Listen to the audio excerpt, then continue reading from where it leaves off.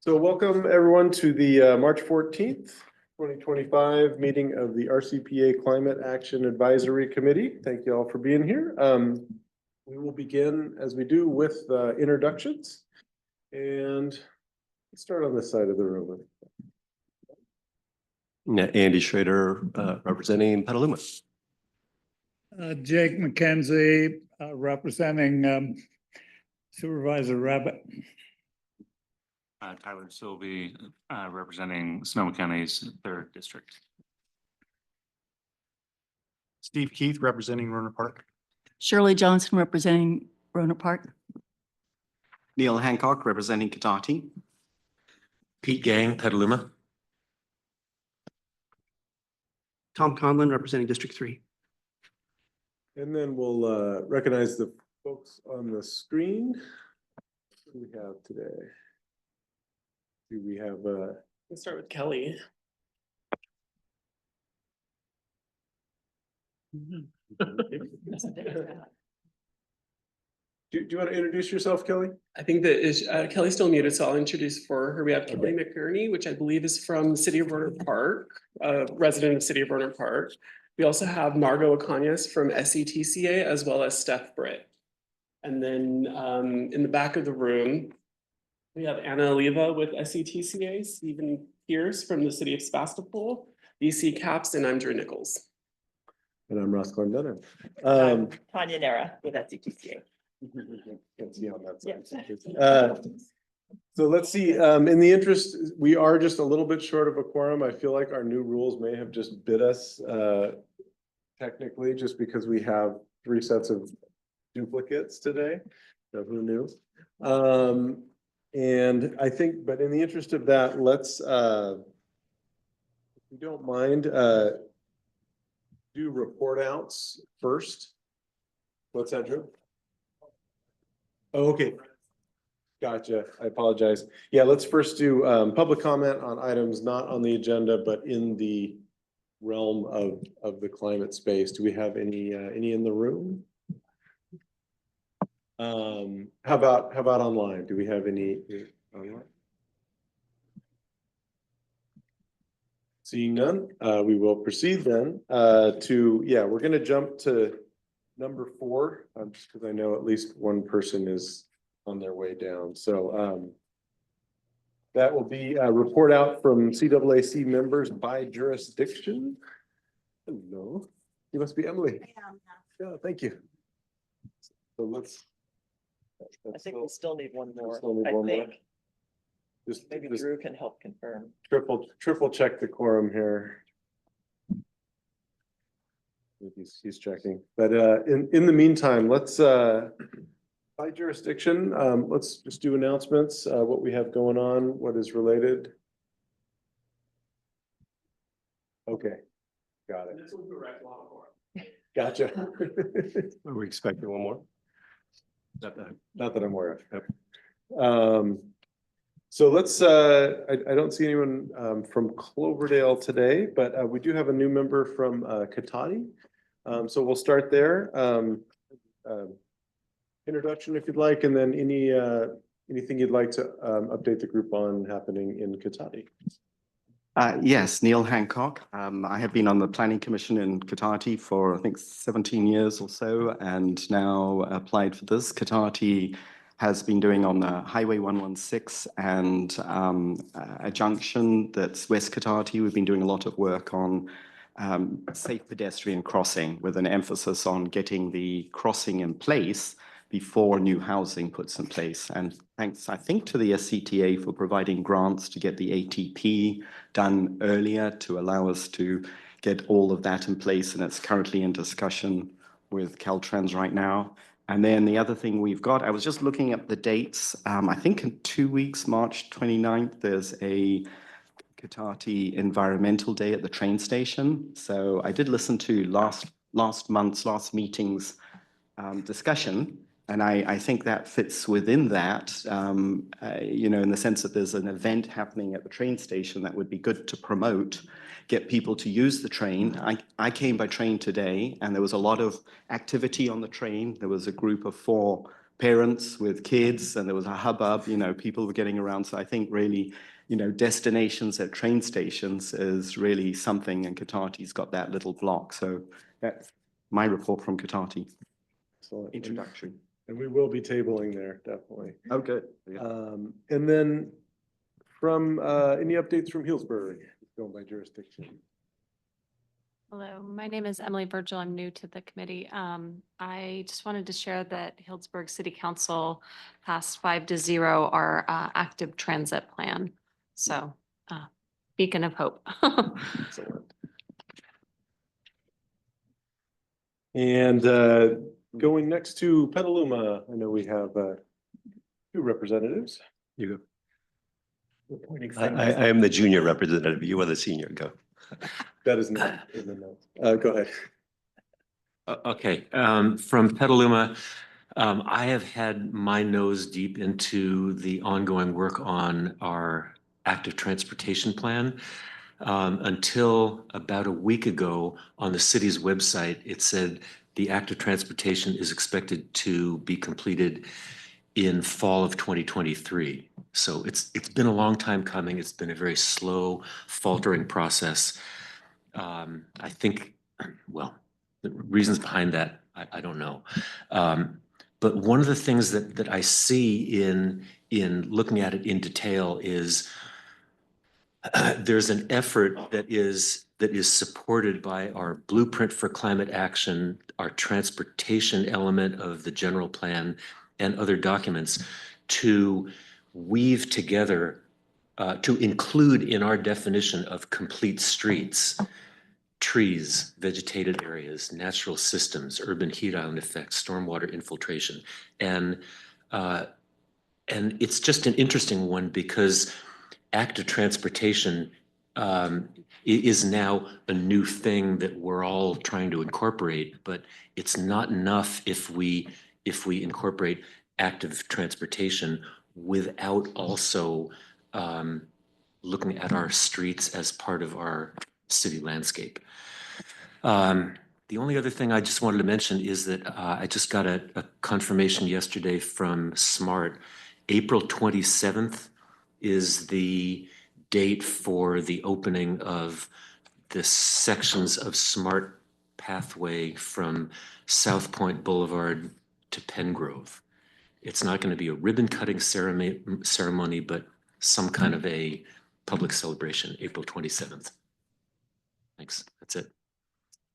Thank you, Pete. Andy, anything else for? Andy Schrader, the junior representative from Petaluma. I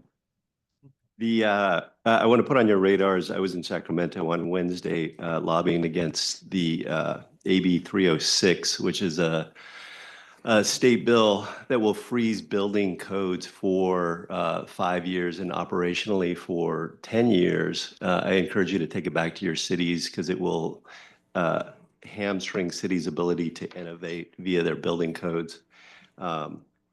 Also, I've been working on, I'm retained by the Santa Monica Mountains RCD to work on the LA fire. And you'll note that the Resilient Palisades, the Pacific Palisades and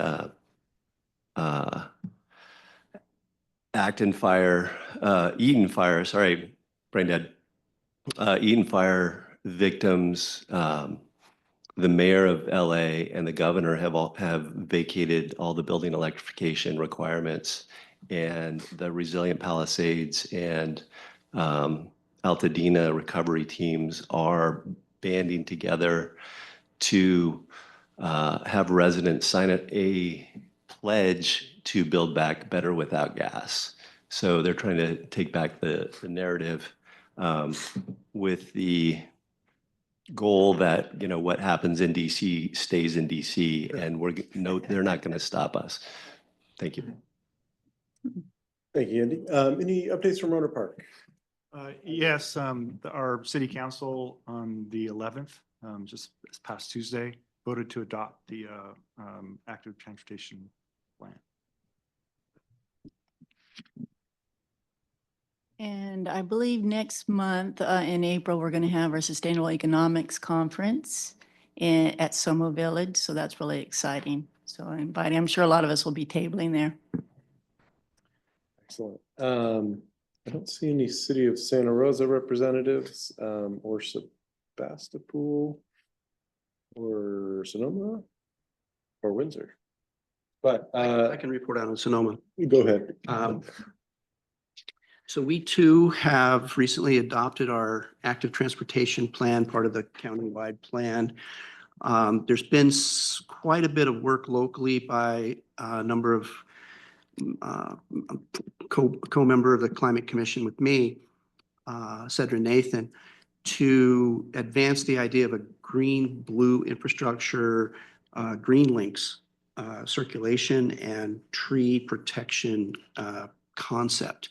It's been endorsed now by the Planning Commission, the Parks and Recreation, new Parks and Recreation Commission.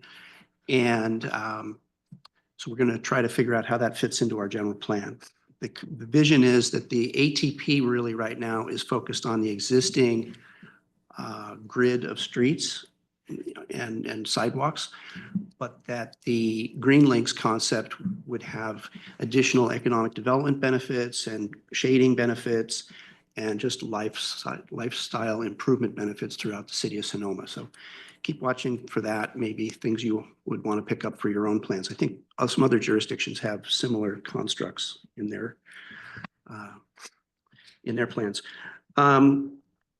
We have a new developer come to town to do a 120-acre apartment complex. It's actually a piece of property that's been zoned for a long time to be annexed into the city. And I spoke in favor of that the other night at the Planning Commission. Some pushback from the community, but to be expected. There's a bus stop close by, right on Broadway at near Train Town, if you know that part of town. We had at our commission meeting, we asked Sonoma Clean Power to come down and give us an explanation of the cost effectiveness of the Evergreen program, because City of Sonoma has been invested in the Evergreen programs for, I think, since 2016. But when we do the math, we see that the delta, the difference between the Clean Start product offering and the Evergreen offering in terms of pounds of CO2 savings delivered is just not that great, it shows that Clean Start is a really good product, a baseline product for us, but that Evergreen for an extra 2.5 cents is questionable in terms of a city investment. Sonoma Clean Power Center representative down to explain that the methodology used for that is not necessarily fully accurate. And I have to agree that that's true. California has a bunch of backwards methodologies for calculating greenhouse gas emissions. And it hits it comes to the surface in this comparison.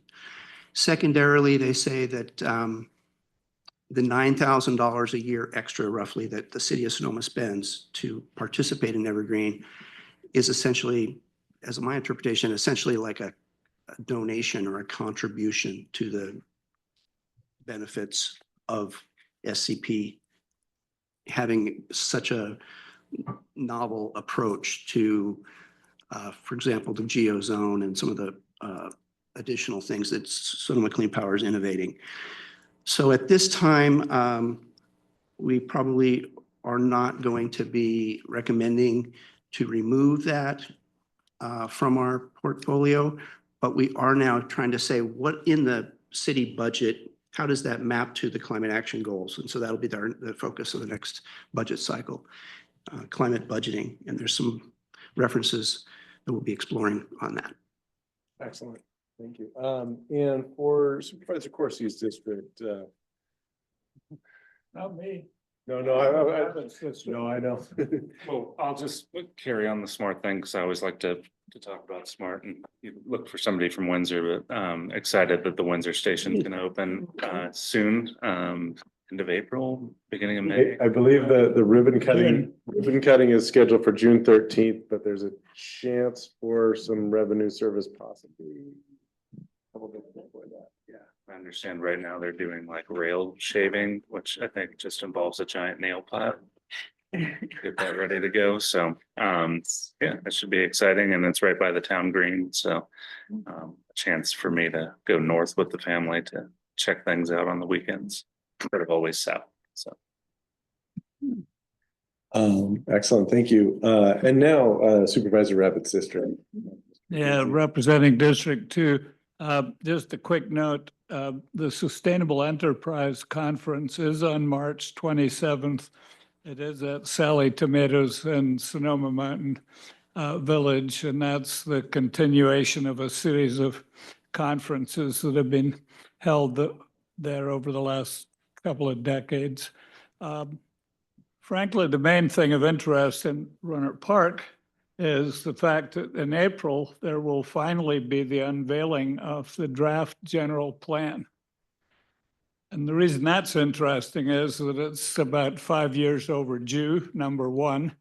And number two, it will have a climate change element in the general plan, as well as the normal elements, and there'll also be, I believe, an environmental justice element. There's been a lot of delays because of personnel problems in the development services in the development department, but it's something that I think from the point of view of District 2 and District 3, close attention needs to be paid what is actually in that plan. The Constitution for Growth in the City of Rohnert Park, as was once said by Daniel Curtin. And so to me, that's probably the most important event that's coming up in our neck of the woods. Excellent, thank you. Apart from Sonoma State University, but that it's yet to be revealed. Plan B is going to be discussed at another legislative hearing. Good. And District 5, Nick there. Hi, yeah, Supervisor Hopkins' district. Sorry for being late today. Just wanted to share, I was at the Lower Russian River MAC meeting last night, and Sonoma County Tourism was giving a presentation. And while I was not overall impressed with their presentation, they did bring up one thing that I found very interesting, which is that at a recent industry meeting that they were at of tourism boards and business lobbying groups, Sonoma County Tourism was very intentional and vocal about not backing down from their DEI initiatives, essentially, going to significant lengths to accommodate people. It sounded like particularly people with physical disabilities, and information for them, like, is this hotel actually accessible, and do they have good mattress heights and things like that? And they were very vocal about that, and race and sexuality, and just and they said in their presentation last night that they got a lot of really great feedback on that as well from other organizations at that meeting, or maybe even at multiple meetings. And so I found that encouraging and very important given what is going on federally right now. And so I don't know how much SCTA and RCPA do of that, but I would assume, or I would encourage staff to push hard on that, because I think that there is a big opportunity for Sonoma as a whole to be a leader on all of that. So yeah, nothing, no specific. You might already be doing that and doing a great job, but yeah, just a note of hope. Thank you very much. And I will just say briefly, SCTA, RCPA's equity statement is very much still in place and is a key part of our new rebrand to SCTCA. So yeah, very, very much so, continuing in that direction. And I think that is everyone. And I'm happy to say that we do have a quorum now. So thank you, everyone. So we will jump back up, and Drew, just stop me if I'm Going out of order here, but we will go back to item 3, to the administrative items. We have the approval of the October 11 meeting notes, as well as the meeting of the whole notes. Those are just offered for review, as we did not have a quorum that day. And then we will do chair and vice chair elections after that. So on item 3.1, do we have any motions or questions on the? I'd like to move for the adoption of the October 11, 2024 minutes, as well as at the same vote, the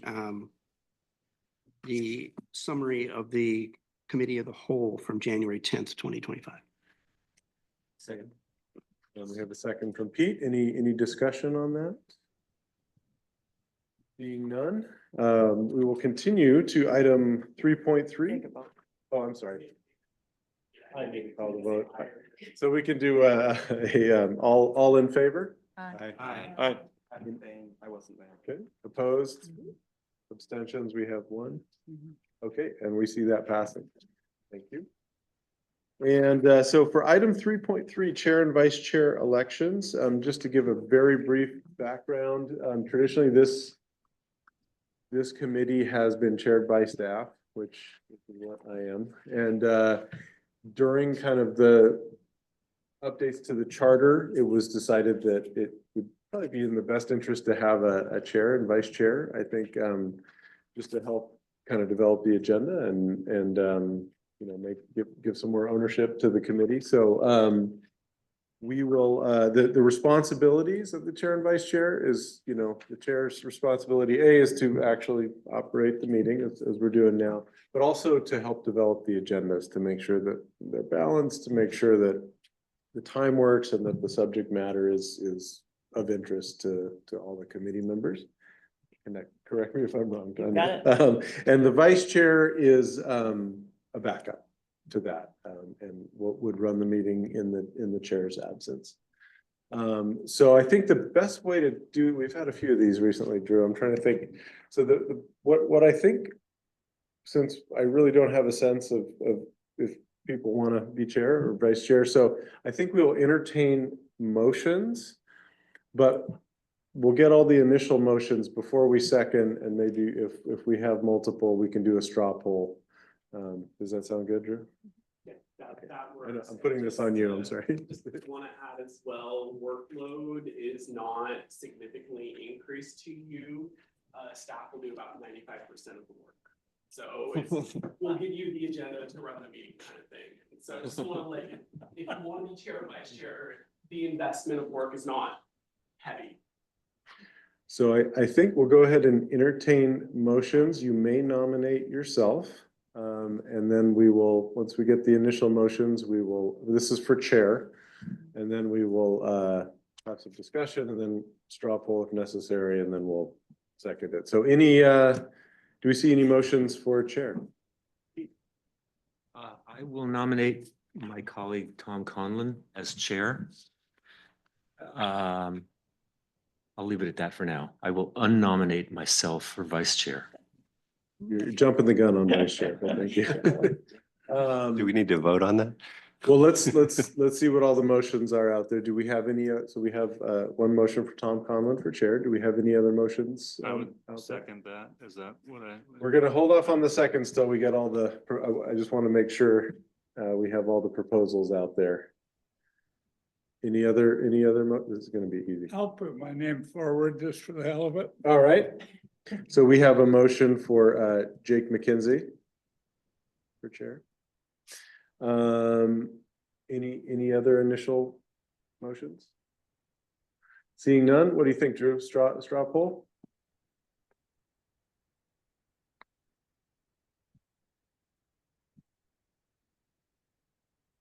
What about a sword fight?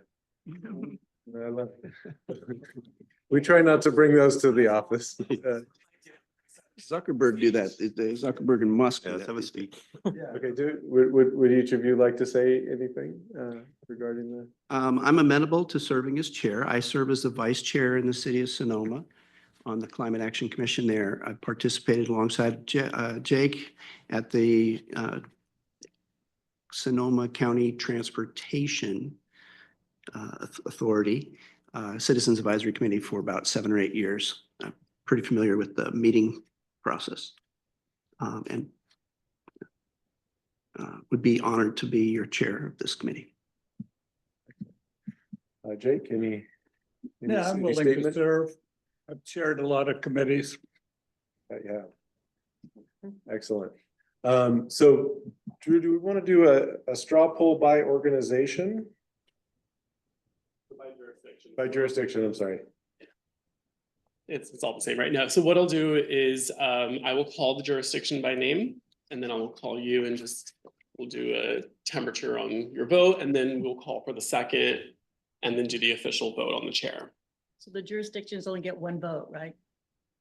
No, two. You get Yeah, two. Yeah, each Oh, person. You get two. Yeah. So individual members get their vote. Yeah. The one per jurisdiction is just to establish the quorum. Okay, and so with that, we will start with Katati and Neil Hancock. Well, I'm happy with either that would go through. I mean, they're both people on that, but I'd sort of go to Tom as at this point. City of Healdsburg, Emily. I don't know. This is literally my first meeting. No, I know, I apologize for. You're welcome to abstain from the Abstain from voting. from it as well. That's fine. I'm gonna abstain. Okay. Petaluma, Andy Schrader. I'll vote for Tom. Petaluma, Pete Gang. Not a slight at all, Jake. I'll stick with Tom. City of Rohnert Park, Shirley Johnson. Jake, I'm sorry, it's you. It's always been Not to you. apologize. No, I voted for you, my That's a friend. vote for Jake, okay? Either way, you get an apology. Right. And then City of Rohnert Park, Steve Keith. Jake. County of Sonoma Corsi's District, Tom Conlon. I'm going to vote for myself. Tyler Sylvie. I'll vote for Tom as well. County of Sonoma Rabbit, Jake McKenzie. It's a nail biter on this one. Oh, I'd vote for myself. Be a fool not to. Yes, And exactly. then County of Sonoma Hopkins, Nick Thayer. Tom.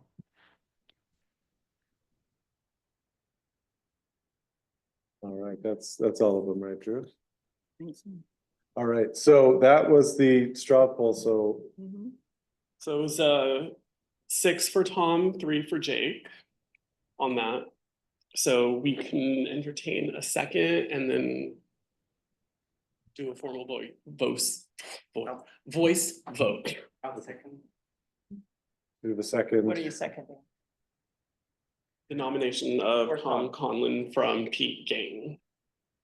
And seconded by Neil Hancock. So call the question. Yep, so now we'll All in call. favor? Now's when we can do the voice vote all at once. Aye. Aye. Any against? Any abstentions? And with that, we see it passing with Tom Conlon as chair. Congratulations. And I would like to make a motion to nominate Jake for the vice chair. That's acceptable. Would this be an appropriate time to second that? Do we have any? Unless there's someone who wants to be vice chair as Vice well. chair If there's proposals? no other interest in a vice chair, we can second and do a voice vote and move on to the next item. Okay. I'll nominate myself for vice chair. Okay, we have so Nick. We have Nick and Jake. We do another straw poll Say that again. by organization? Yeah. All right, City of Katati, Neil Hancock. Jake. City of Healdsburg, Emily. Can I abstain again? City of Petaluma, Andy Schrader. I sort of want speeches. Oh. We can do speeches. It's a little hard. Yeah, let's have a speech. Okay. Okay. I need to hear why you want to be vice chair.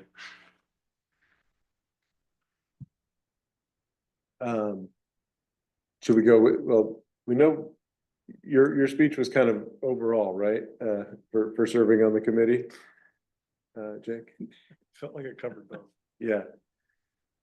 I'm supposed to say something in favor of myself? I suppose so. Well, my record speaks for itself. The Excellent. last 30 years, I've been involved in climate change activities. I've chaired a number of committees, both state, regional, and local. And I'm currently the governor's representative on the Regional Water Quality Control Board. Chair of the Citizens Advisory Committee on Housing for CDC. I think that's about it at the moment. Excellent. Nick, any statement? Thanks. Yeah, when we look at pretty much all of government and all of most of the climate change activism movement, there are a lot of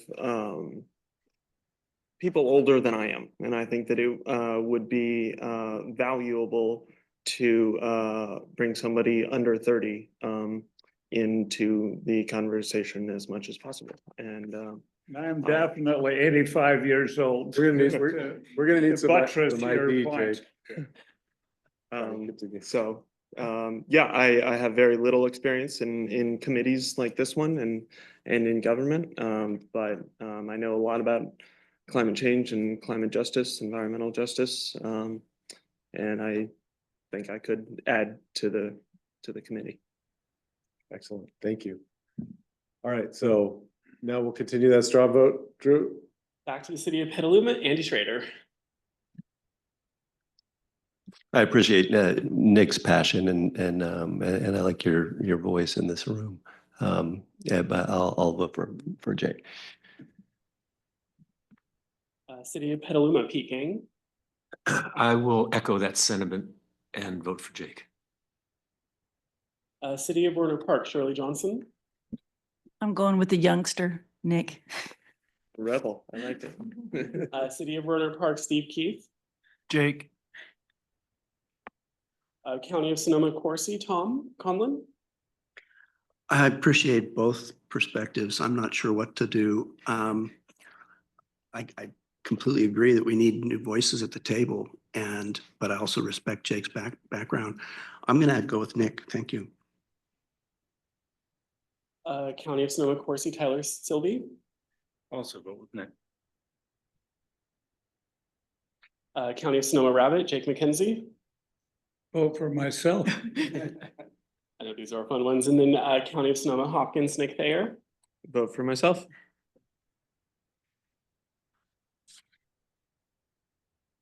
You got that tally, Drew? I think I do too.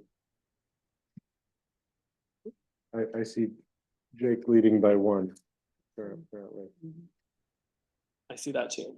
Okay. I see a 5-4 split.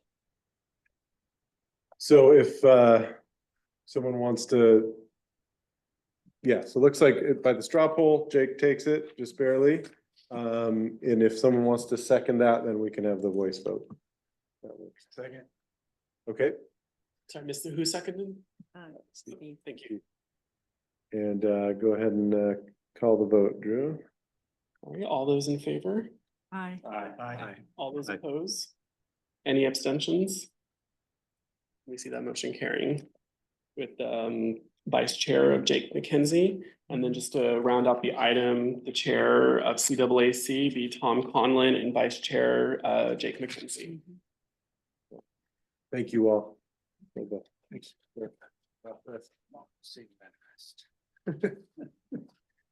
I know what that's from, by the way. Let's see, so let's move on to item number 5, I believe. So just a point of order, do we not have a chair now? We do. I'll finish On this the meeting? meeting. If Tom wants to finish it, I will not stop him.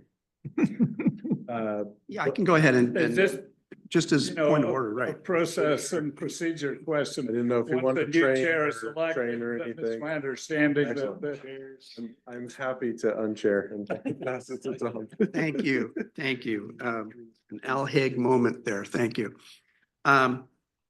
So we are concluded with the administrative item number 3. We've already done item number 4. I'd like to move on to item number 5 with an update on the Equitable Building Electrification Action Plan. Okay, very good. Thank you. Hello, everyone. Good morning. Well, afternoon. My name is BC Katz. I'm a programs manager here at RCPA. Oh, sorry. Good morning, everyone, or good afternoon. My name is BC Katz, Climate Programs Manager here at SCTCA. And wanted to present to you an update on our Equitable Building Electrification Action Plan that I've been working on the last few months. This plan is known we're referring to it as the acronym of the EBEEP. So I will use that throughout this presentation. And let's see, I think Drew is going to work to put up a copy of the handout that had been distributed with the meeting agenda.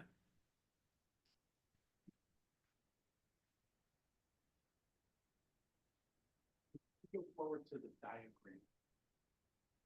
Page 3 of the document. There's 2 other things. So Drew's going to pass that, post that. I'm going to pass this around. I'm going to reference that in just a moment. And this last attachment, we will make sure is posted up to our to the website and distributed with the meeting minutes. So I'll come back to that handout in just a minute. Just wanted to give you a brief update.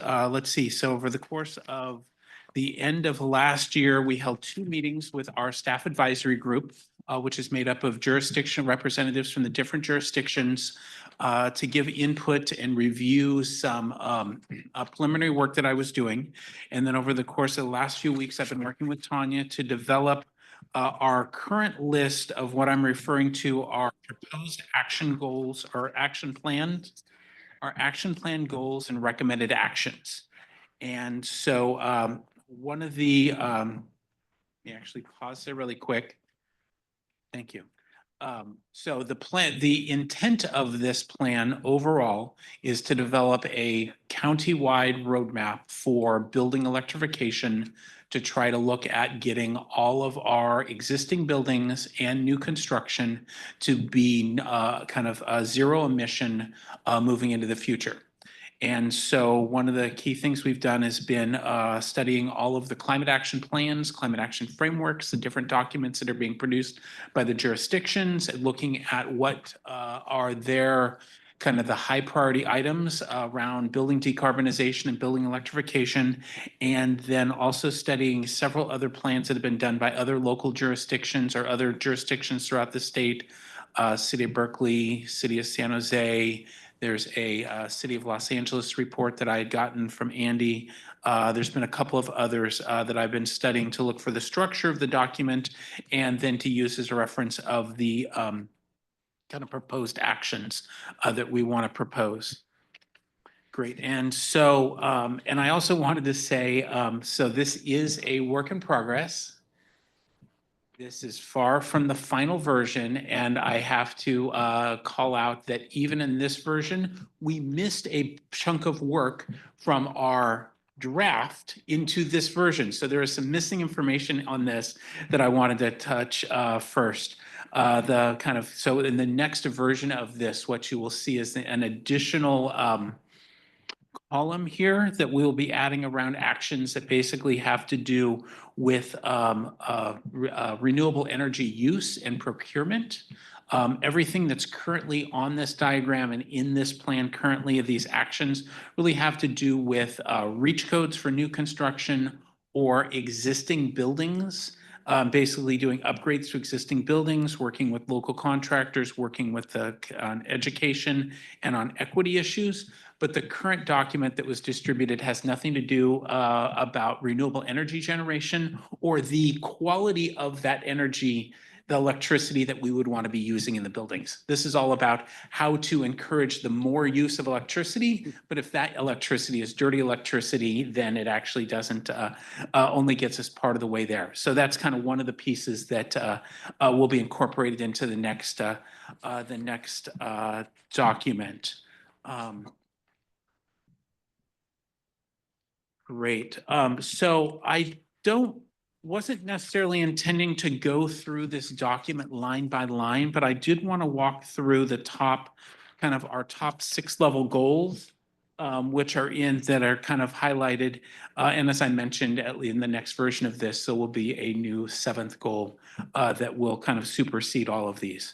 So in general, kind of walking through this, the abbreviated table that's there at the top, we're looking to set goals around basically that all new construction is required to reduce or eliminate expected on-site emissions.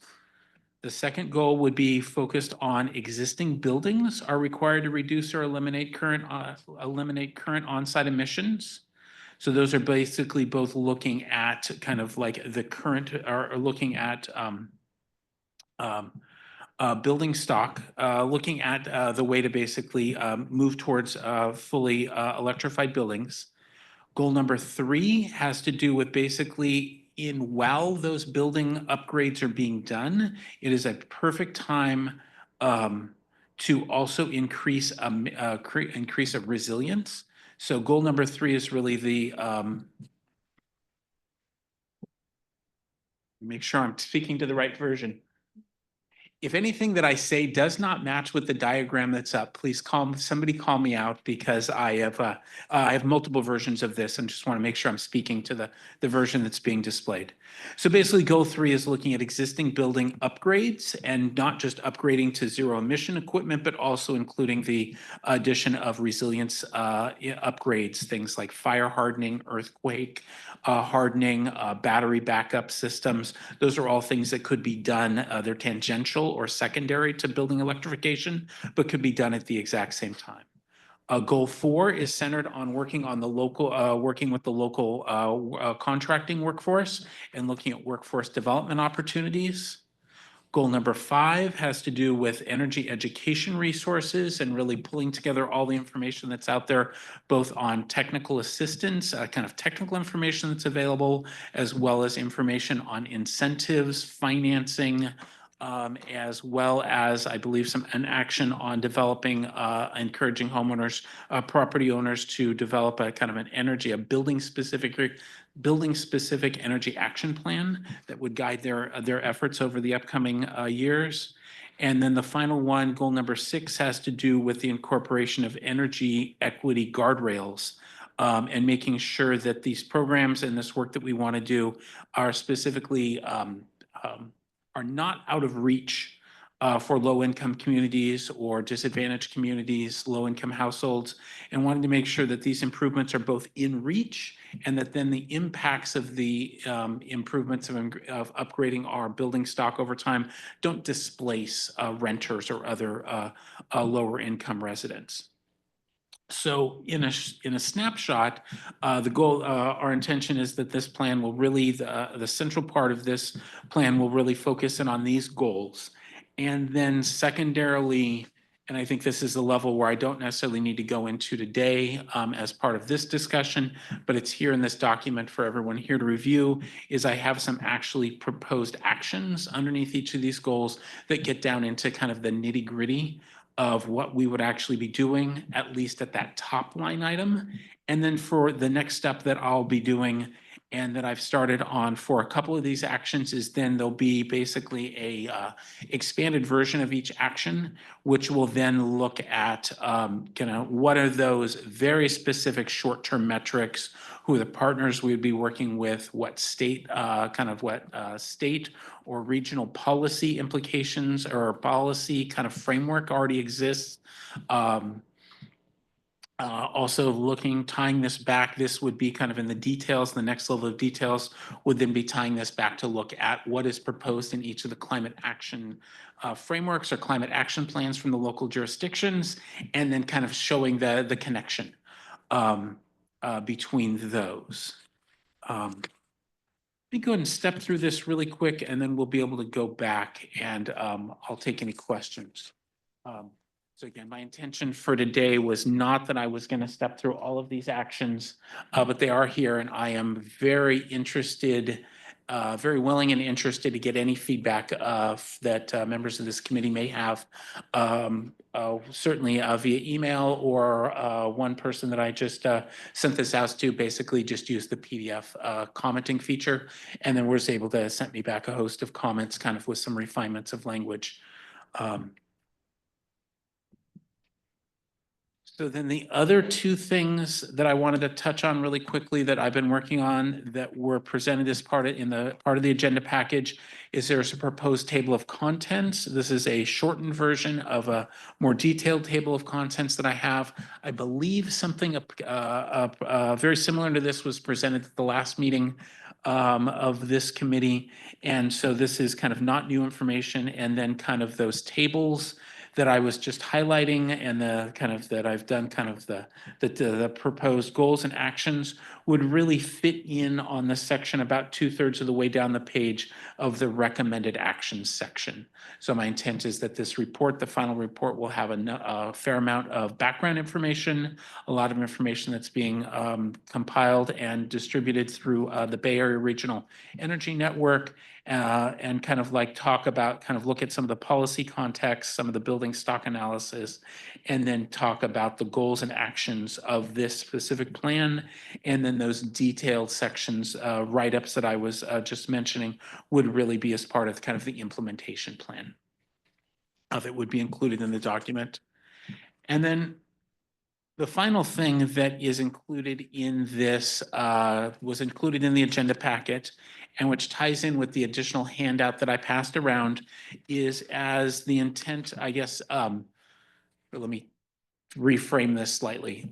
One of the major efforts or initiatives, desires of this plan is to actually to include both some additional community input, as well as kind of really getting out to some social equity groups, and really kind of having some direct engagement with those groups, talking about kind of like, are we going down the right path? Is what we're proposing realistic? Is what it's needed?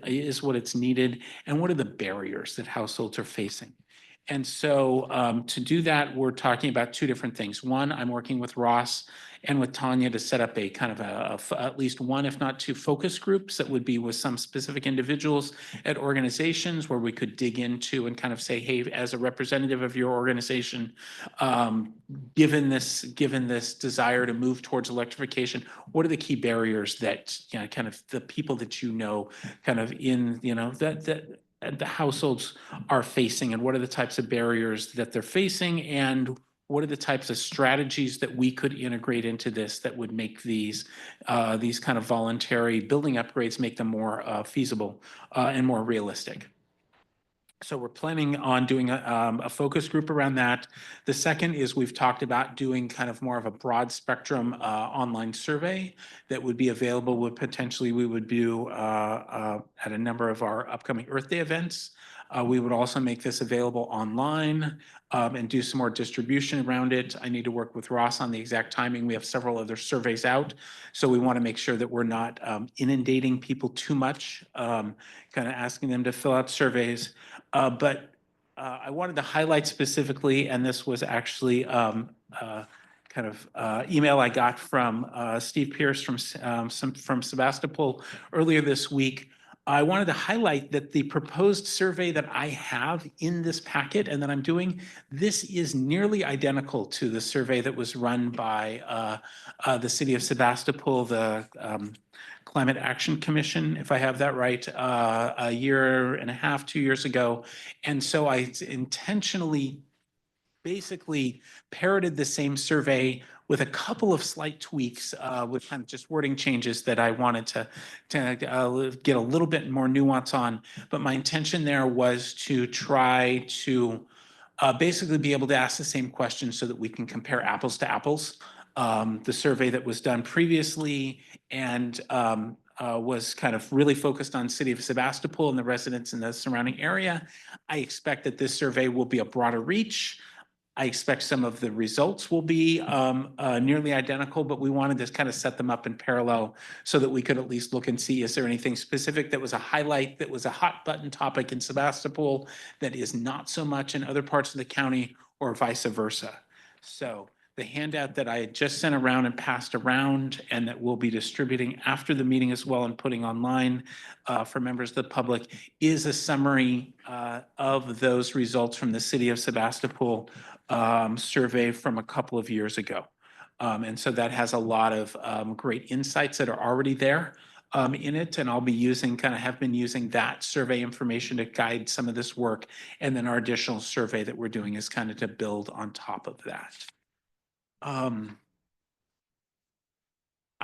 think that is a brief update. I think at that point I could go into more details, but I think at that point and in the interest of time, why don't I stop there, hand it back to you, Chair, and see if there's any questions or any specific areas that anyone here kind of wanted to dig into at a deeper level. Thanks, BC. Do my fellow committee members have any feedback for BC? Andy, go ahead. I have this on. I have one in particular. I appreciate the Action 10 supports efforts to build inclusive decarbonization training opportunities for prospective future workers. I'd like to call out and request that you call out specifically a community that I think has been kind of left out of, that's been failed by our education system and left out of workforce training conversations, which is the neurodivergent community. They're 1% of the population, but 11% of suicides. They're 30% of the homeless population, more likely to be drug addicted. I really think it's important that we start engaging with that community actively, because they could be really excellent workers in active work situations. Neil? Yes, I'd like to call out the properties where there is a disconnected parking space from the electric panel, and particularly that's multifamily homes, and also where there's long-term daytime parking. So we basically got a situation, a group of people who live in multifamily homes where it's very expensive to make the connection for the grid. And then once there's potential for installing something, there's also a cost in the billing systems right now for how you assign those costs. So I think there's two fundamentals in there that I'd like to raise. But in terms of some of the questionnaires, also the reliability, don't trust the grid. One of the problems we've got is all vehicles being charged and switching on at 10 p.m. at night and presenting a load. So, if we can get we've got to promote a statistical approach to charging. And I think one of the easy parts of that, so switching a little bit to bringing up the disconnection of parking from a family's electric panel. And secondly, there is the ability for more vehicles moving batteries to charge between 9 a.m. and 4 p.m., two separate issues in there. And the second issue particularly relates to the grid loading and the so-called duck curve. How do we perhaps some easy, well, I won't go, anyway, that's my basic input. Thank you. Go ahead. Please. Just real quick, I just wanted to clarify, you mentioned that there was a column of work that was missing. I'm assuming would you call that goal 7? It's actually going to be goal 1, and all of the other goal numbers are going to move up 1. Okay, but it's going to be there'll be 7 goals then, right? That is my current version that I'm working on as of this morning has 7 goals. I thought about actually trying to print and present new info, the brand new version, but I've realized I stick with the copy that you have, and yeah. And just to clarify, that is dealing with the source of the energy and the quality of the energy. correct. And the main actions that are in that area basically have to do, it was brought up earlier around Sonoma, the Evergreen product. It would be promotion of the 100% renewable energy sources. It would be work promoting solar PV on buildings and battery backup systems. And it would be looking at some actions around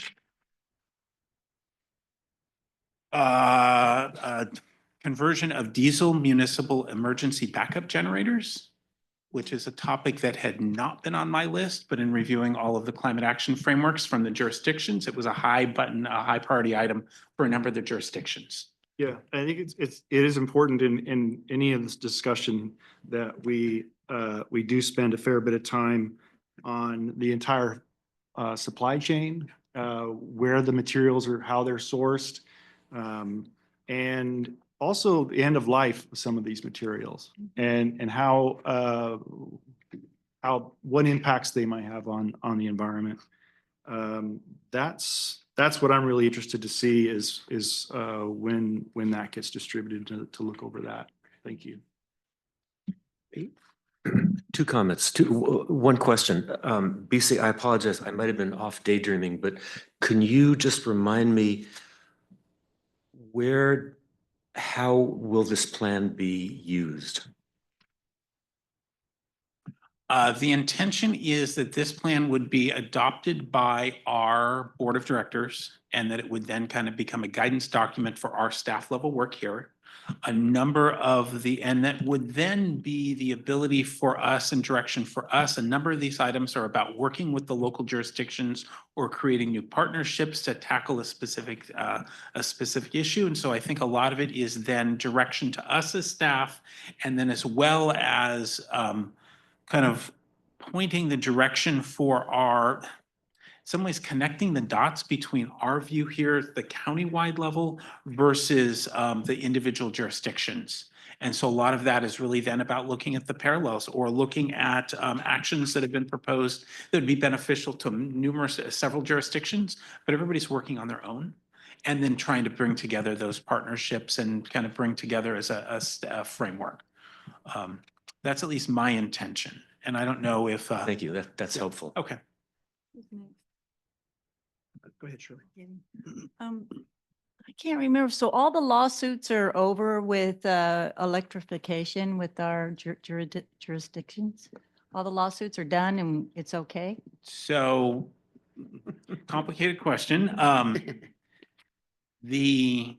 would say the legal landscape around electrification of new buildings, the use of reach codes is still a very murky subject due to potential preemption, due to potential conflicts with federal law.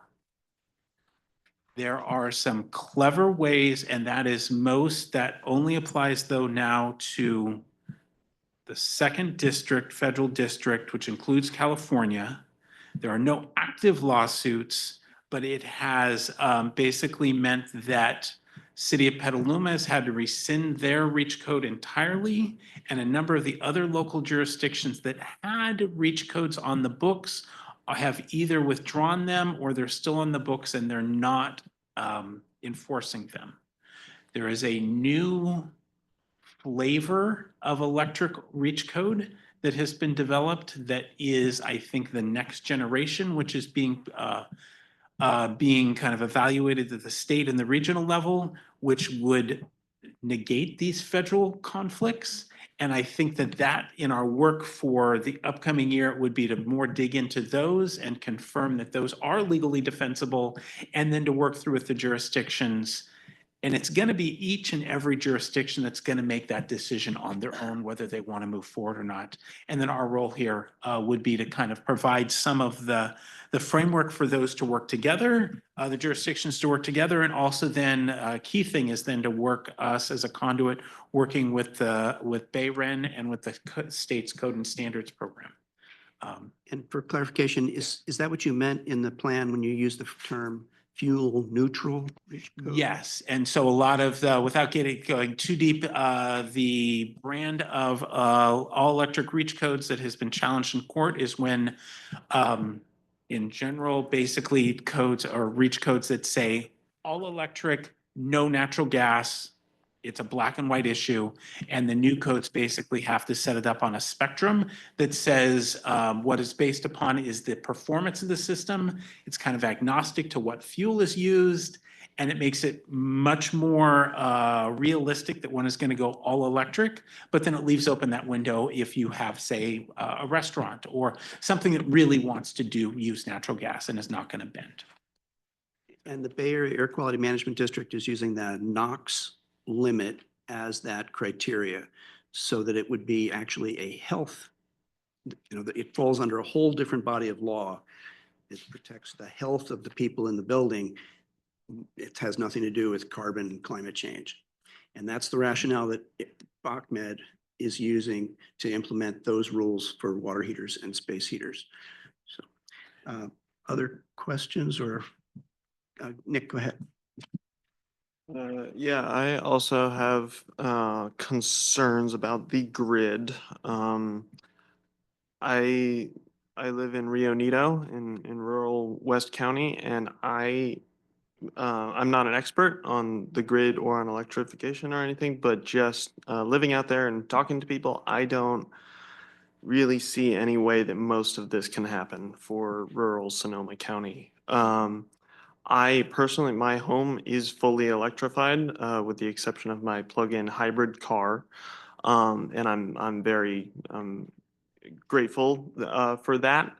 But I'm a very unique case. I don't work from home. I don't have any medical equipment that needs constant electrical supply.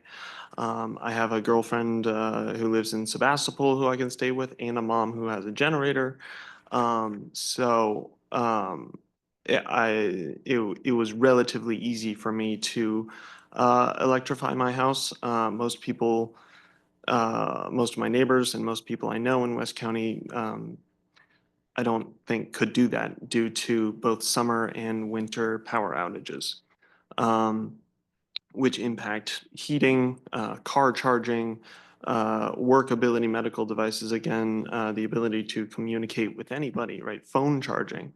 And the population in West County is disproportionately aging and mobility limited as well, and technology limited, and cell reception is limited. And so there are just so many compounding barriers here to electrification in West County, and I assume in all rural areas, though I don't know. I just yeah, I think the whole plan is great, with the exception of that enormous loading of barriers, and obviously retrofitting a home and electrifying a home is enormously expensive and time consuming as well. So we can't expect everybody to just go out and buy a battery, a new, a heat pump, everything, and an electric car. It's just, I don't see this happening soon. I wish I had some easy answers to those, but yes, I'll acknowledge those are all very, very valid points, especially in the more rural areas. Yes, thank you. Oh, and no, sorry, also just to add, renewable energy for individual homes also broadly is not an option. I live in Rio Nito, which is about 80 to 90% covered in forest. So solar is not an option. There's no wind there either. So, yeah. But thank you. All right, so I have a couple of comments.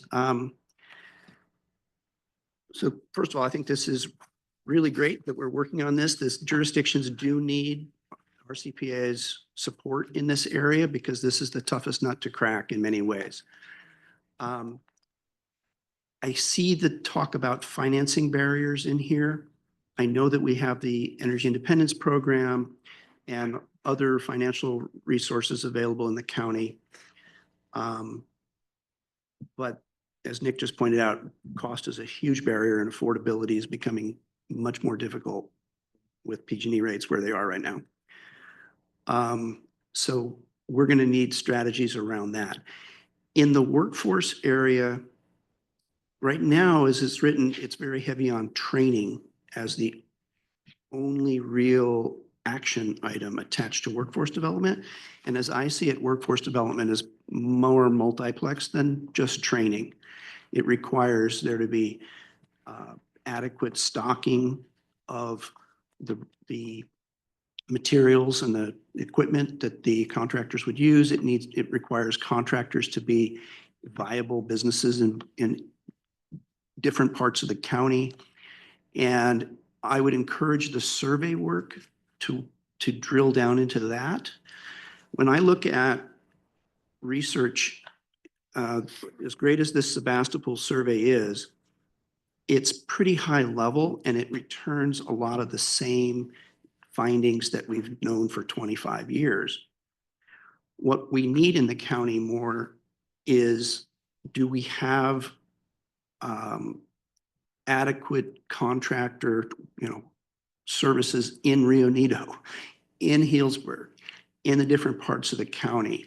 And so I'd encourage your work in the research area to develop that richness locally and work with your local partners to get more of that.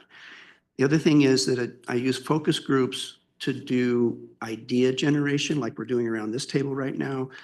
And then you use surveys to do quantitative measures, and that helps kind of split that out to say, oh, we have great contractors in maybe Sebastopol, maybe Petaluma, but we don't have them in Cloverdale and Healdsburg or someplace else, Sonoma Valley. So those are the things I'm curious to really sharpen the pencil on this plan as we move forward, but I'm really glad to see it making progress, BC. It's great stuff. Thank you. June, did you have something? Yeah, I had a question. So you mentioned the additional goal around source of energy and resiliency, and I wasn't clear. Is that applied more? And then I also heard you talking about the resiliency coming in more on the upgrade stage. And is that because you feel building codes have enough around resiliency, or is this additional goal going to be actually addressing local building codes as well? Just clarification around all the plans around that. So my intention is that around resiliency and I guess battery. I guess the storage and So solar is a little battery bit is of kind overlap. in bridging the both. two, but when I Yeah. think about the resilience measures, earthquake upgrades, doing even just weatherization of the house, I'm picturing all of these, at least at this point, as being voluntary measures, and that would be more about encouragement of making those upgrades at the time that one is doing other energy efficiency upgrade work or energy kind of upgrade work. So it would be more about in the education and making those kind of just making sure those services are offered by the local contractors as well, but from a voluntary perspective. Going to the battery issue, that is one area where there are reach codes that exist that specifically promote and require the installation of solar photovoltaic systems and or battery backup systems under some circumstances. And so I think that battery backup question, the battery and the solar is one that could be a reach code. The other improvements I'm picturing as being voluntary, and it would be our role more about promotion. And then the last nuance to that I'll add is there's an item that's in here having to do with the evaluation of building performance standards. On this version, it is in the second column, it's action 4. Adopt rules to increase annual energy performance. That would be to evaluate whether it would make sense to do some sort of energy benchmarking and performance measure and performance requirements for existing buildings. Some cities have done that where you basically say over that for every, that there's benchmarks that are set, that's where it moves from a voluntary into a mandatory model. And I don't know where those conversations will go. But that's at least kind of in that action 4 is where we would at least be discussing should some of those voluntary efforts, actions become mandatory. Yeah, so it does sound like there's an opportunity there if you're looking at the voluntary upgrade, since it's usually always cheaper to build it at the get-go and sometimes even saves money, like we found with a lot of the electrification. You know, if you're looking at that, taking that extra step of could any of this be required at the front end, or there are ways to promote or encourage that, maybe even different entities will want to offer incentives to encourage those other resiliency measures in new building. The other question I had was around, like, you've got for each area, there's maybe 1 or 2 actions. And so for goal 2, there's the supporting of the Bay Area Air District and the rules around purchase, what's going to be available for space heating and water heating. And then we also have the equity guardrails at the end. And how do you incorporate those equity guardrails when you're looking at, okay, we're going to support the air district? Is there any advice to policymakers on how do they hold that equity lens while they're engaging in promoting that policy? So I'm just kind of thinking about those difficult things of actually applying that lens in some of the policies we're promoting, and not just kind of like, well, we're doing this and then we're doing equity over here, like having at least a discussion of that in descriptions of those policies. And at what point do we say, well, we were promoting it, but it's just going to have too big of a equity impact to move it at this time? I guess I don't, in the interest of time, I'll be kind of short or shorter. I think the city of Berkeley building electrification plan follows a very good model that I like, and it talks about kind of doing both those things. But then in a lot of the work about the equity guardrails, it's around specifically identifying existing funding sources that may be useful for disadvantaged communities, or creating new funding sources of some sort, and using those as the balance to basically balance out the negative impacts that may come from policy changes. So it would be the thought of adopting a policy that's going to affect everyone, but then there would be this extra step that would be working, say, with Sonoma Clean Power, working with Bay Area, working with other providers to say, okay, now how are we going to service those communities where these impacts hit hardest?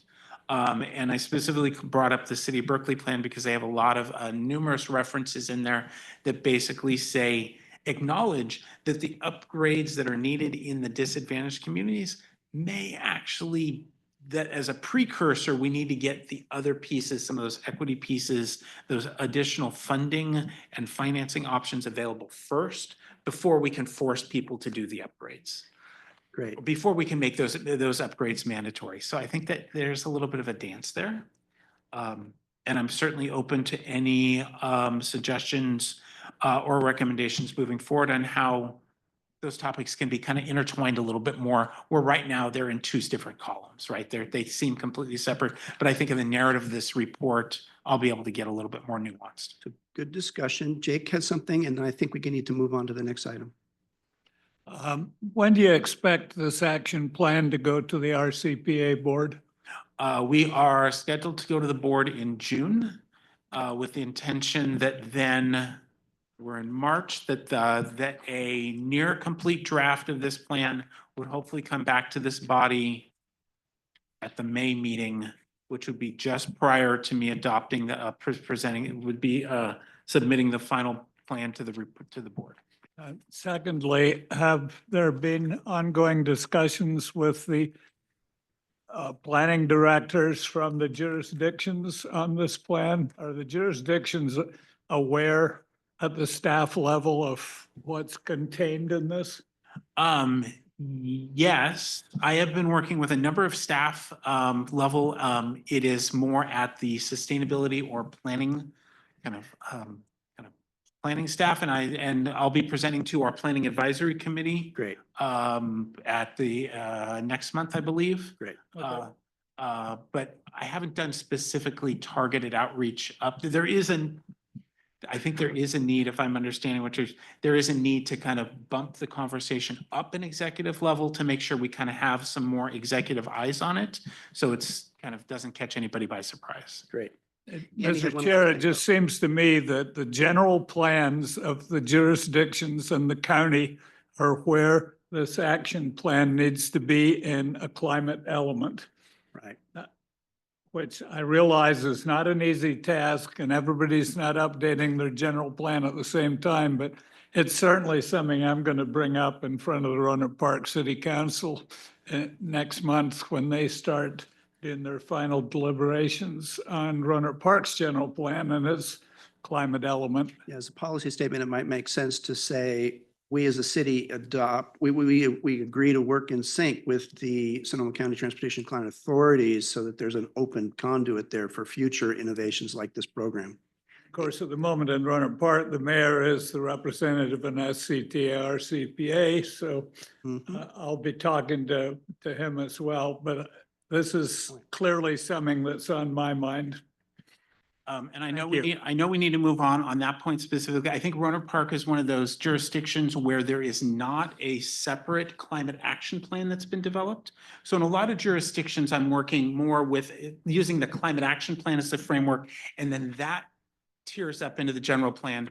In Roanoke Park, it's more about going And that directly was to the my point of saying that, my understanding, there's a separate climate change element in the general plan, and to me, yeah.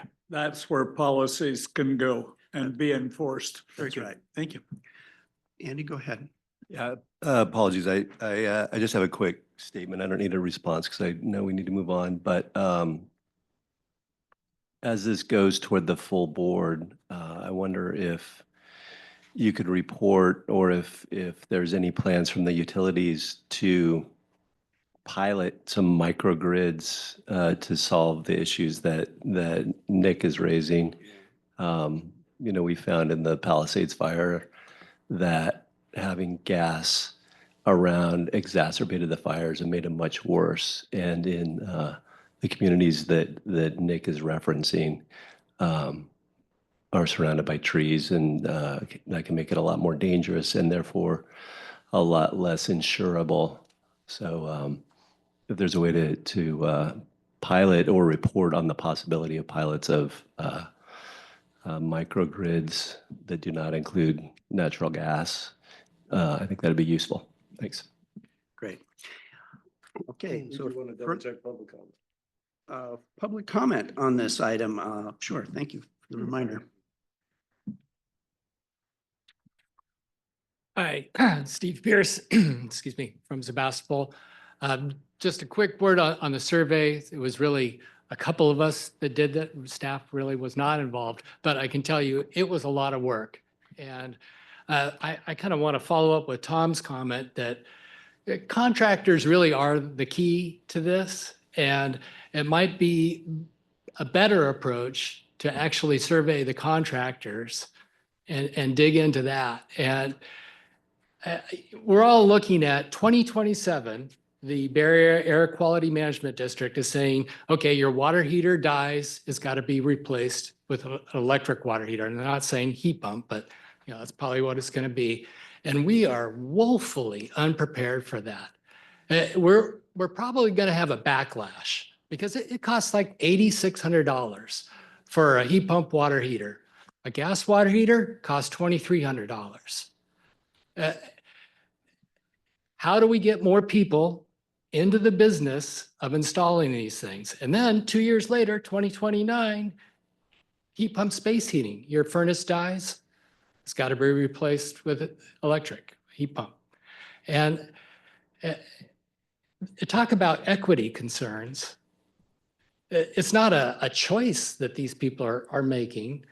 They're going to be forced to do this. So We need an action plan that looks at how can we dramatically lower those costs to make it work? How can we get contractors involved, more people in the business of installing these things to help lower the cost? So that 2027 is, in government speak, that's around the corner, and we're not ready. Thanks. Thank you. All right, we'll move on to the next item here, which is the collaborative climate communication proposal discussion that Andy and Pete will lead us in. No, I believe staff was going to report on. Yep. Next step. Very good. Thank you. So what I offered to share to kind of kick this item off is a brief summary of the feedback that this group shared at your last meeting, and then also some additional feedback that the RCPA team has gathered from staff and other conversations that we've had. And maybe just to back up a moment to make sure that everyone is kind of clear on what we're discussing here. This is a proposal that Andy and Pete brought forward to the CAAC at your last meeting, which basically was proposing to launch a countywide and potentially broader, so could start in Sonoma County and expand beyond, but a collaborative communication and messaging campaign with a goal of really, I would say, galvanizing the community to take faster action around climate. And Andy and Pete, please jump in here if I'm going astray in terms of your proposal. Agree. But the idea was to bring together a partnership of local government, businesses, community-based organizations, other agencies to put this campaign together. And the concept was to choose a particular theme on a quarterly basis. So the first quarter, say, could kick off with a focus on water conservation, and to develop kind of a compelling package of materials and actions that community members could take to advance the goal of, say, reducing water consumption or improving energy efficiency, whatever that quarterly theme might be. And that to have a way to actually track and monitor the progress that's made towards that particular action or theme for the quarter, and to report out, then to choose a different theme for the following quarter. And again, to monitor and track progress and kind of repeat that on a quarterly basis, basically until we achieve our climate goals. And I think this, really came about recognizing the urgency of taking action. We know that we're facing, strong challenges and barriers to meeting our 2030 climate goals, but really wanting to figure out a way to bring the whole community together. So there was discussion at the last CAAC meeting about the proposal. There was a request that RCPA would be the kind of coordinating lead agency, and we don't currently have the capacity to take that on as an organization. Definitely strongly support the concept and want to do our part to help move it forward, but we don't, we ourselves can't be the kind of lead or key resources behind the proposal. So that was kind of a recap of the proposal. Andy and Pete, anything that you'd want to add before I kind of try and summarize the feedback that we've heard? Is that good start? That's good. Okay.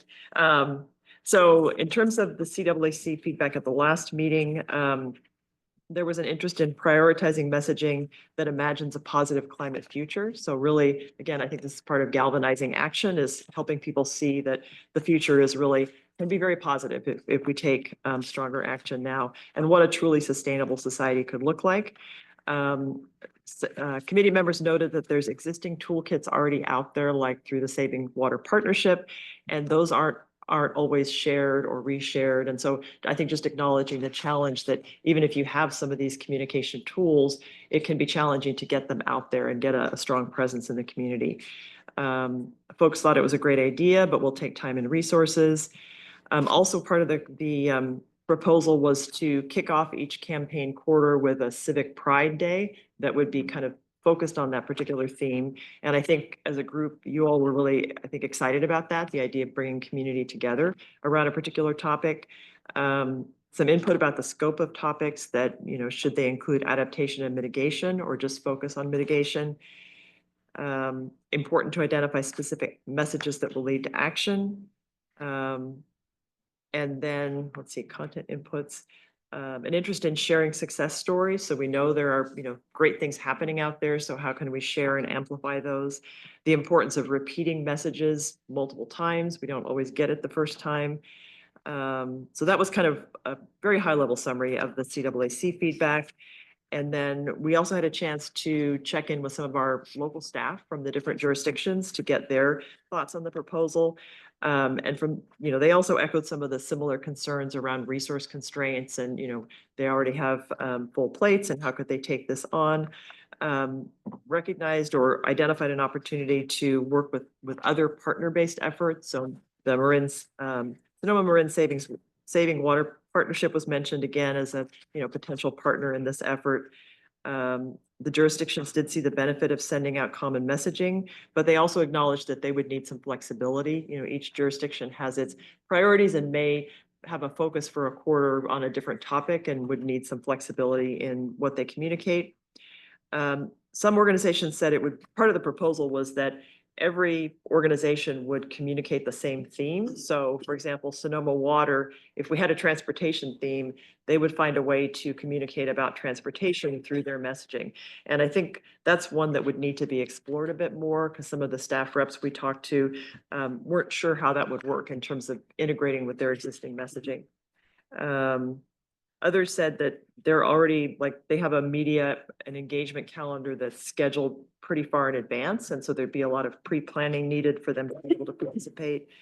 Bilingual content was something that was brought up several times that if, jurisdictions would need support and it would be really important to have these materials bilingual, so translated at least into Spanish. And then the last kind of theme was wanting more discussion about how this effort would fit in with other outreach efforts at agencies like Sonoma Water, Zero Waste Sonoma, et cetera. So that was high level feedback of what we've heard. So I think overall supportive and, raising the questions about resources and capacity and all of that. So I'd like to actually turn it to Andy and Pete to see what you'd like to add. And although I see Nick, you have a question, so maybe should take your question first and then You repeat? Are we going? do we want to maybe Go- take Nick's comment? And Go ahead, Nick. Yeah. Thank you. Overall, still strongly in support of this initiative. I think it's great. I think it's necessary. I think there's a hunger for it among the population. One thing that I didn't hear in your summary because I don't think it came up last time, is I would say that this initiative should also lean on the media, both traditional and less traditional, Press Democrat, Bohemian, Gazette, whatever's in East County, podcasts, radio as much as possible. Get these messages out into things that people are already reading. If we rely on Sonoma Water's communication network, I think that this messaging will be a lot harder to get out to people. But if people come across positive climate news from just in the Press Democrat, and it doesn't even have to be labeled as such, but we could have somebody talking to the Press Democrat about, hey, we like this article, or this story is really good. Could we get this published? Without it necessarily being part of a climate initiative or a government thing or whatever. I think that would be really important. Yeah. Okay, Neil, go ahead. I listened to the last meeting on this as well and really liked that discussion, but some things have come up, I think, just in thinking about it. And one of the things is the story side. How do you communicate it as a story? So the general principle here, and I'd like to just throw out this sort of thing of what are the destinations already in Sonoma County that people can get to on public transport? And one of the things we found out recently, because we were visiting there as well, was the Kaiser Hospital on Bicentennial Way. I've taken a bus from Cotati to get up there, and it's the parking lot is impossible. It's full. It's a big building, but it's full and stuff. Pretty amazing to see that. So I'd like to suggest stories out there, some possibility of a story. Are you going somewhere with these destinations? And then what are the actions you go through? Because we really learn the network. Maps, the active maps, are they all integrated in on this? I think some of it, I was in Birmingham for an uncle in 2023, and the Google integration with the local maps was absolutely amazing. I mean, I could bring it up on there, but that was all local government that had done that in some ways. So, I mean, I think that's the sort of within that is that could we put something that would be picked up by other places like the Press Democrat or other local journals of we want to go somewhere. What are those destinations that already exist? What are the success stories that you could look up and then connect in? I like the way that the ATPs identified proportions of people who would be involved in bicycling. So, and trying to extend that. So what are the proportions of people based on a geographical analysis who could get involved, who could ask the question, can I use some public transport to be able to get somewhere? And the benefits of it. So, Right, and we can use our networks of elected officials and appointees, advisory people in the jurisdictions to be the leaders of these storytelling efforts. I think that when the free shuttle buses were introduced, there were a number of jurisdictions that city council members rode around on the bus, and there were stories in the paper about that. Those can be effective because those are the people are already looking to for leadership. Okay, we're past 1 o'clock. Go ahead. Well, I can go. So thanks everybody for the feedback. I've been doing a number of meetings about this in Marin, the Novato Sustainability Coordinator, the Marin Climate and Energy Partnership, which includes Marin Water and MCE and the Marin General Services Authority and the Transportation Authority, the Marin Conservation League, Resilient Neighborhoods, and I've got a meeting next week with the Napa Climate Action Analyst, and they're all, it's kind of all the same feedback, which is everybody's plate's over full, and they would love to see coordination for more effectiveness, and how do we do it? Deb Fox, who's the climate manager at the city of Petaluma, is interested in doing a convening to bring people together as a brainstorming exercise. I think we've identified an issue that needs to be solved, and we haven't identified the extra resources needed to solve it necessarily. And I think if we all come together and including the utilities, including educational institutions, that we can maybe figure out the solutions. If we're doing this coordinated across 3 counties that are prioritizing climate action, I think that we can probably find a person that can coordinate it. So it's the start of a conversation. And in terms of the messaging, like how does the Water Authority message on climate? I really see it as, everybody's got their newsletters that go out, and just there's like a banner section at the top that says this is what the collaboration is doing right now and focusing on, and then they can have the rest of their water stuff. It's not like, hey, water people, stop doing water stuff. And then if you're hearing those messages from every direction, from the media, from the billboards and stuff, then hopefully we'll have more effective use of the great resources that RCPA has put together, or whatever we're called now, and Bayrin, and we've got all these amazing resources, but people don't really know about them. So I think where we are is we're going to just keep talking about it. One question I have is the mascots initiative that we've heard about, which is a collaboration between the Marin and Sonoma folks on transit, and see if that could be a way that we could sort of piggyback on and kind of try some stuff. And also to your point, we really see this as a way to, if we've got a quarterly focus, to provide a little bit of a sandbox to try stuff out, to be like, hey, let's all ride to work. You know, we've got our ride to school things. Let's all ride to work this week or one day or something, just to try stuff out and give the SCTA and the Smart Train the opportunity to try different schedules and like, would it work if we had late night trains or you know, just an opportunity for creativity.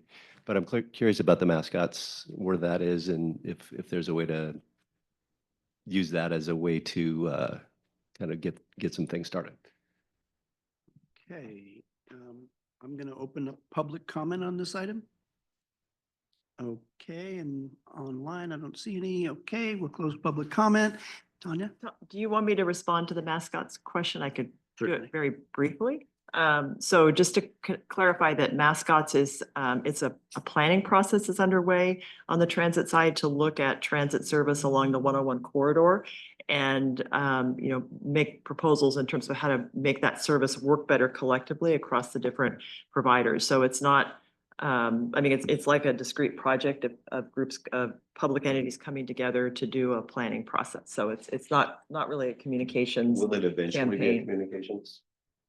I don't, the implementation, yeah, would probably happen. but Definitely. Yeah. Once That's the right. mascots process is completed, as I understand it, then there will be some communications about how integrated corridor transport is to be implemented. But we're not there yet. It's still in the early stages. And the so that's got to run up, and everybody's got their media plans. So Right, exactly.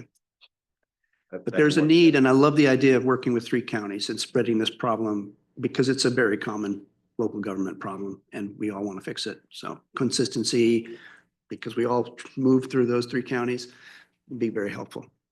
All right, with that, do we have any staff updates on activities?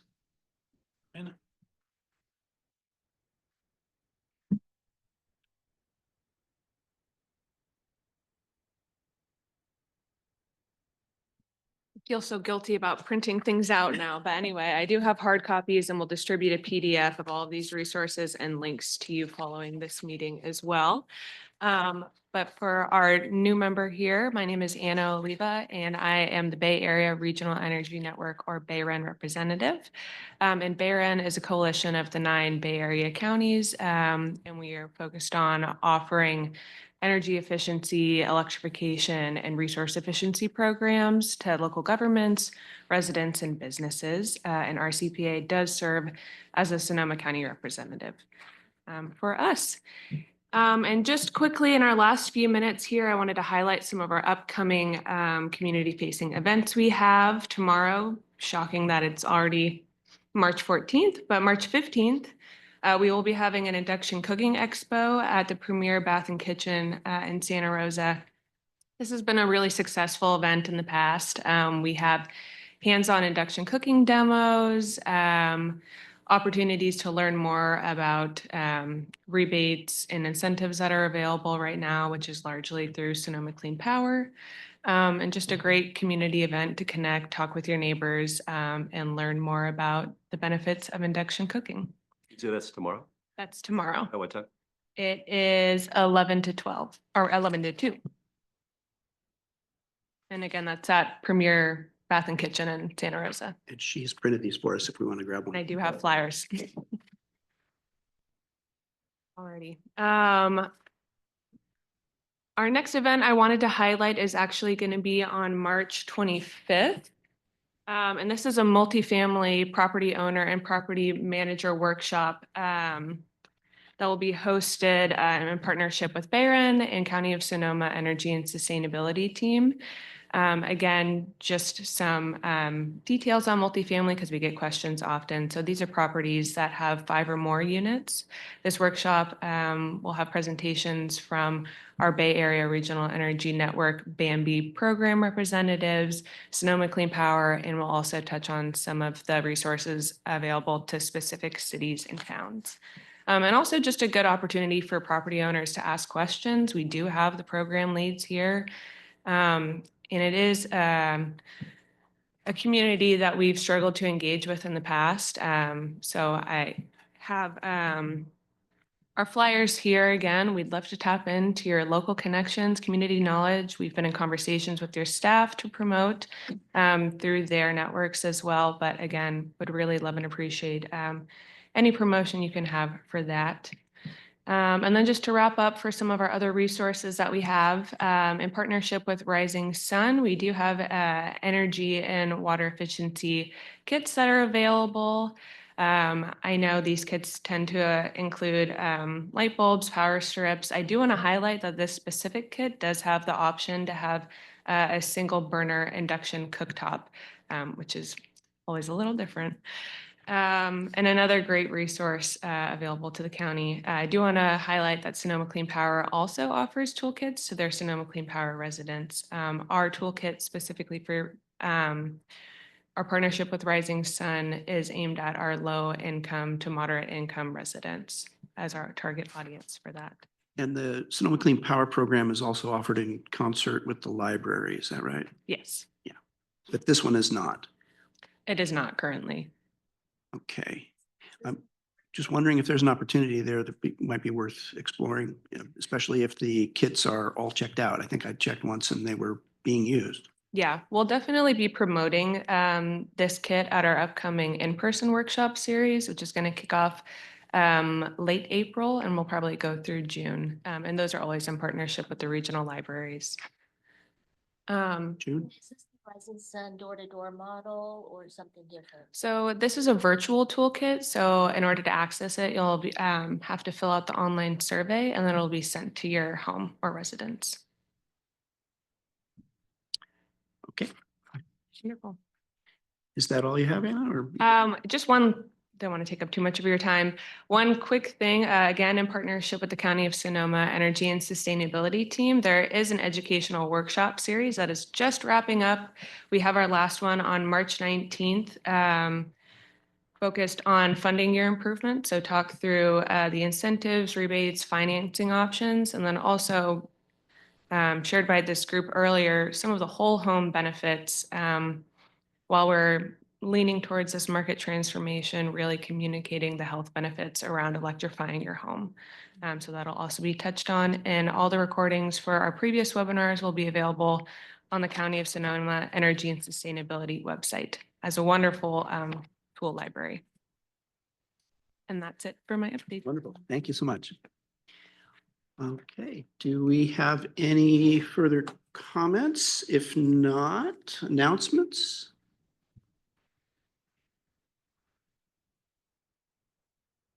Okay. We are going to then adjourn. Thank you for your time this afternoon. Should have passed you the gavel in case you had to. I'll need it next time, I'm sure. Yeah.